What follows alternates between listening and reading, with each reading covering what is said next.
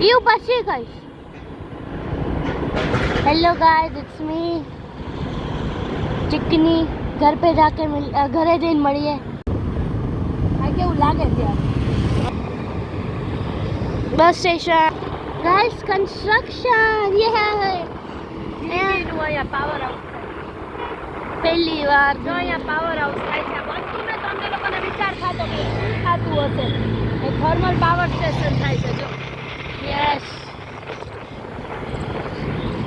આવી રીતે બતાડવાનું bus stop ક્યાં છે? ઓલું હતું ઈ નવું રોડ. રોડ દી નાખે છે ભલભલાના પાંચડા તૂટી જાય એવો રોડ છે ગામડાના રોડ એ સારા હશે ગામડું તો છે અસલી. હા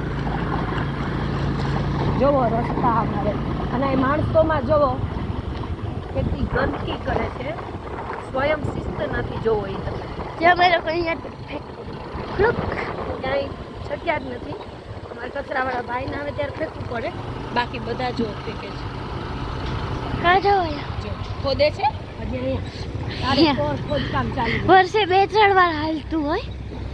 દર મહિને એક જગ્યાએ ખોદી જાય આવી આવી કઈ વળતું તો છે નહીં.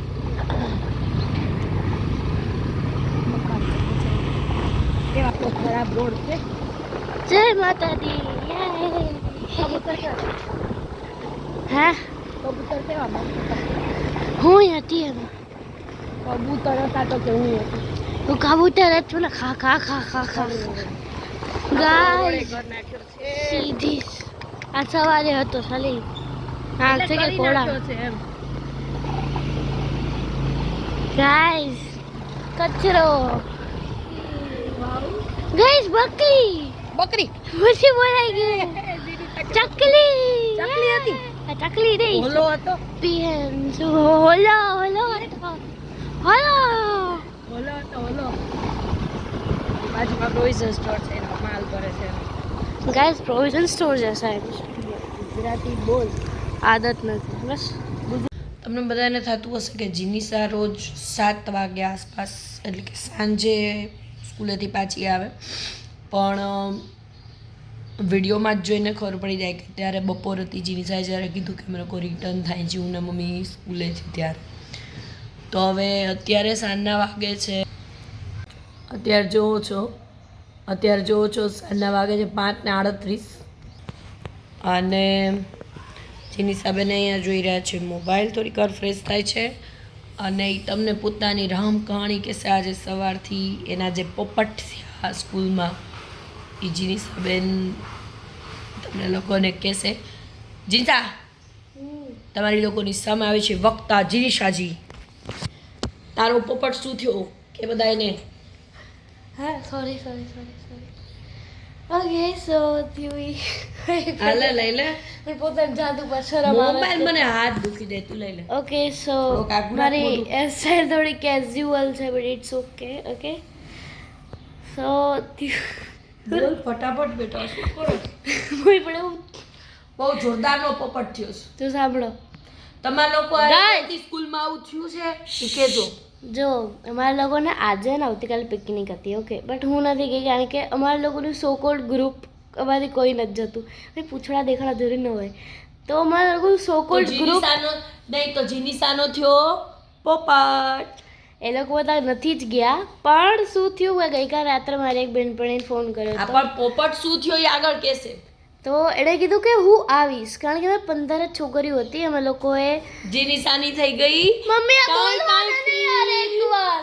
મમ્મી યાર સો વાત એ છે કે મંગળવારે બધી છોકરીઓ કીધું તું 15 છોકરીઓ નથી ગઈ કે અમારામાંથી કોઈ નહીં આવે મારા ગ્રુપનું કોઈ નહીં આવે પણ પછી મેં આસ્થાને થોડીક ધમકી દઈને ફોન કર્યો કે બેનપણી તારે આવું જ પડે તું જો ના આવે તો તારું મર્ડર થઈ જશે મારા હાથેથી મજાકના વેમાં તોય આજે હું સ્કૂલે છોકરી આવી તોય આજે આખી તૈયાર થઈ મેં મારો ઇસ્ત્રીવાળો યુનિફોર્મ બગાડ્યો હું સ્કૂલે ગઈ કોઈ નહીં આખો ક્લાસ ખાલી 10 મિનિટમાં મને ફોન આવ્યો સ્કૂલમાંથી કે મમ્મી હું એકલી છું મને તેડી જા જીનિસાની થઈ ગઈ ટાઈફીસ એની માનો મેં કીધું કે અહીંયા તો એની જાતનું કોઈ નથી પછી મેં મારી બેનપણી ગંદી રીતે ધમકાઈને બીજી વાર એવું કરતા પહેલાં ધ્યાન રાખશે તો ચલો હવે આજનો બ્લોગ તો ઈ જ હતો કે જીરીસાબેનની શું ટાઈ ફિશ થઈ ગઈ.